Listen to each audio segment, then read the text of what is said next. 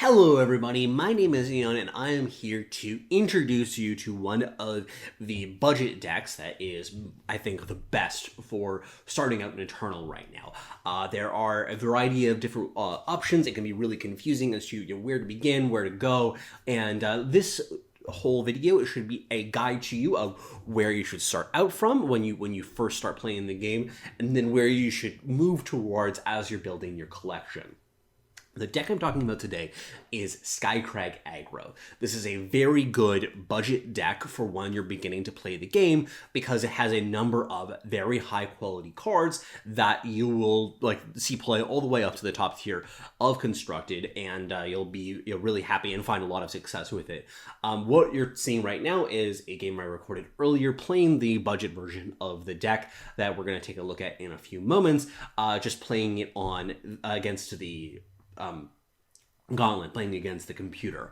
If you haven't had a chance already, I would check out the starter guide that I have linked in the description below. This is a really useful tool for anybody who is looking to get started in the game. It has been updated for the Dark Frontier, so this is the end of May 2019, so it's pretty up to date, hopefully, when you're taking a look at this.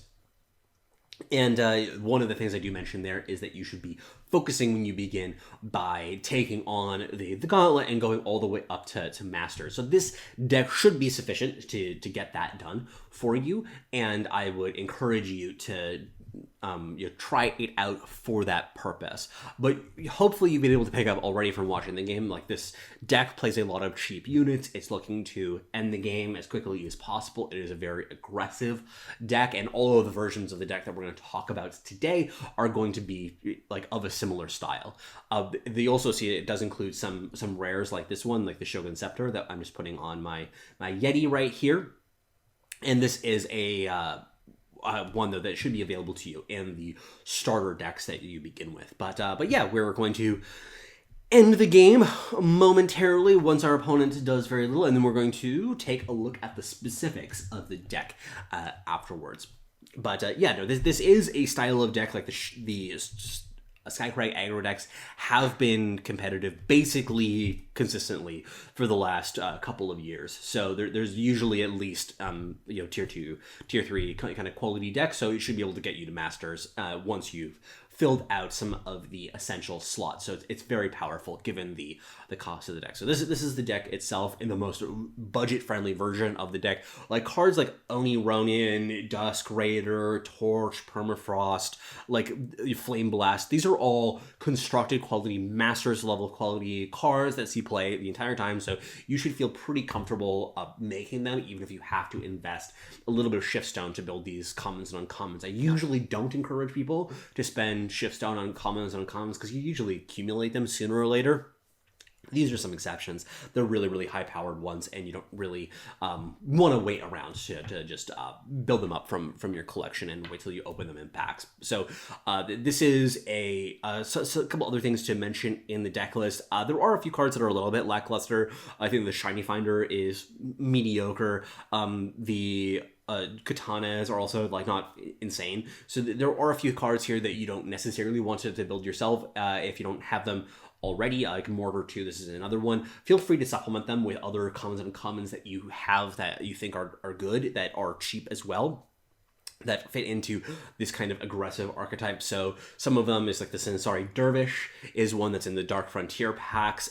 Impatient Pyromage, also another one from the Dark Frontier packs too. So you have some options here. If you're curious, be sure to join the Discords, and I have one from my personal Discord linked in the description below. Check that out. Go in, ask people hey, what could I play from my collection here that maybe will be some supplements to what we have in this deck. And also I just want to point out the influence requirements for this deck. You are looking for 1 primal source and 3 fire sources in this deck. So when you're, for instance, making choices in your early game, particularly around Diplomatic Seal, be sure to prioritize that. So let's take a moment then to look at the mid-budget Skycrag deck. And what this means is that we've added some rares to the deck, but no legendaries yet. The purpose of this is just what you can try to build towards as you're working on your budget deck. So there are some of the cards I want to point out. We have Ice Bolt. This is a very powerful card. It deals 7 damage to a unit, and then lets whoever they got dealt the damage play out a power. So this is a really powerful removal spell for some big blockers that can sometimes be frustrating to deal with, such as Vara, and then we also the Sandstorm Titan. Like, these are cards that Skycrag Aggro decks can really struggle with if you don't have Ice Bolt. So this is one of the first cards that I would try to build. The other one that I would try to build as quickly as possible is Champion of Fury. The card is like just insane. It's seen a lot of play in every Skycrag deck that it's been legal in, and then there's even been some decks that aren't even just dedicated Skycrag that have tried to make room for this guy because he's really, really powerful and really, really aggressive. This version of the deck is including a merchant into the deck. I don't think that this is something that's agreed upon by all of the players in the game who are at the top. I personally like the merchant package that comes with this. This is a card that allows you to swap a card from your hand for a card in your market, and that gives you a good deal of flexibility. The ones I've included in the market for this build is Flame Blast, Ankle Cutter, a Caleb's Choice, Rally, and Eclipse Strike. There's a lot of flexibility in what you can include in these 5, but like Eclipse Strike is another card that is really powerful that I would include in this deck if you're going to a slightly bigger version, or if you especially have a market. It's a really powerful card to have in there. But if you happen to open it in any of your packs, definitely include it in your budget version of the deck as well. So really, really powerful card and powerful deck right now. Some other cards that you still see some play in this version of the deck. You might see the Sensari Dervishes, the Impatient Pyromages. So if those have been working out well for you, you don't necessarily have to cut them. There's other options that you can cut as well. I wouldn't cut the Dusk Raiders, though, for example. It's hard to go into all the details, but be sure to ask people about all of that, and you can get some suggestions, because there's a lot of people who have some clever ideas on those sorts of subjects. We are going to spend a couple moments, though, looking through watching one of these games with this mid-budget version of the deck. I think that it is useful to do because you can see a couple additional lines of play of how things end up working out, and it's a useful exercise in that respect. And you can get a bit more sense of how you're going to play out the games with even the budget version of the deck. So here we have a hand. One thing to mention as well, like this version of the deck has same influence requirements as the previous one, except there's an additional primal influence that you're looking for. That's because you're playing the Champion of Fury in this version of the deck, which means that you have to try to prioritize that a little bit. It's not nearly as important as getting the double fire, though, so definitely prioritize getting his fire as quickly as possible. Another thing to mention is that this is a deck that rewards you for knowing what removal to use when. In this case, I'm using a Permafrost on the Gorgon Fanatic. Gorgon Fanatic is a card that it sometimes can do some funky things when it's in the void, because your opponent can bring it back and get to attack you with it. So it is really useful to be able to shut that down with a card like the Permafrost. I'm also using the Torch here over the Ice Bolt because Ice Bolt is a more powerful card. Maybe there's a bigger unit that my opponent is going to be playing soon, and so it's useful to keep that if I don't have to. And then also the doesn't give my opponent an extra power as well. So all things that are useful, and I would really encourage you to get used to figuring out what removal to use when, and what are the targets that you're most worried about from whatever it is that your opponent is doing. Now I'm going to be using the Ice Bolt on my opponent's little flyer, attacking in for a whole boatload of damage, and setting my opponent right now down to 7 lives. And I also show you just a little interaction here that is kind of fun that you can do in some situations. Don't need to do this very often, but it's a useful move to have access to. I'm going to be using Ice Bolt on my own unit to get an extra power out of my deck. This is a useful thing to do when you're in a board stall situation and you need to burn your opponent out with cards like Flame Blast. It's not actually necessary to do here, so I'm just going to attack my opponent for lethal in this situation. But if you are in some situation where that's relevant, it's a really cool little trick that you can do. Next, I want to talk about upgrading your deck using theme decks. There are theme decks in the store that are useful for jumpstarting your collection and helping to build specific decks. In this case, though, I was actually disappointed by how little these decks helped you build this particular deck.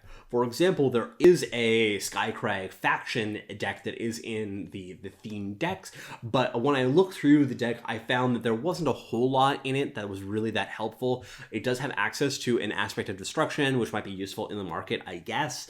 There's another one is the Eileen's Sanctum. This might be also useful in the market as well, but other than that, there's a lot of really generic stuff. Maybe I would get this if I was really low on the commons and uncommons. This might be a way to buff that up for me. Like, so I was like really just starting.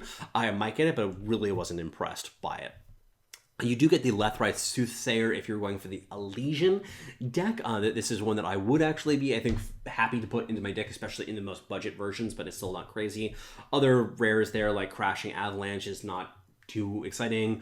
There are a bunch of other kind of like random commons and uncommons. Nothing here that is particularly interesting. There is also a Praxis deck in addition to this that I wasn't spectacularly impressed with. Like, there's Quake Titan, which is okay, but like, not really, to be frank. So I wouldn't actually invest in any of these if I was trying to jumpstart my collection to build this competitive Skycrag decks. What I would be focusing on actually, though, is the campaigns. There are a number of great campaign cards, like Cinder Yeti, that is comes from Tale of Horus Traver, is a great addition to the budget versions. Also, Crimson Firemail, also from Tale of Horus Traver, is a great addition to these decks. So this is a really big pickup if you do go for one of the adventures. There's other random ones like the Cauldron Cookbook that comes from Into Shadow. This is a great market card. I wouldn't put it in my main deck necessarily. Boar is another great market card. I wouldn't put it in my main deck for sure. In this case, that comes from Dead Reckoning. So if you happen to be collecting those different campaigns, then those are great ways to just beef up your deck slightly. A couple other ones to point out here. Poaching Drake is okay. It's not insane. This comes from Into Shadow as well. So this is a nice little tool against some particular decks. We have the Winter Crown. This comes from Homecoming. If you happen to pick this one up already, I would only include this as a market card personally, but it's a decent market card if you're going for the two faction market. You can't just do it with the Ixen Merchant. You'd have to do it for either the Geneva or the other one, and then Maul too if you're going for a market that can include the primal cards. Finally, I just want to point out Pok. This is one that comes up a little bit later on when we talk about the Yeti versions of the deck. So this is a useful card, and actually I would say an important card to have if you're going in that direction. This is what I would call the campaign version of the deck. So this includes the Crimson Firemaw and the Cinder Yeti. This is an upgrade on the strict budget version of the deck, so I don't have any other rares or legendaries in the deck other than those that are included in the starter decks. So this is where I would go. We can also then talk a bit about the competitive versions of the deck as well that you would upgrade even further to. This is one that includes the Vadius, which is a really powerful legendary card, has seen a lot of competitive play.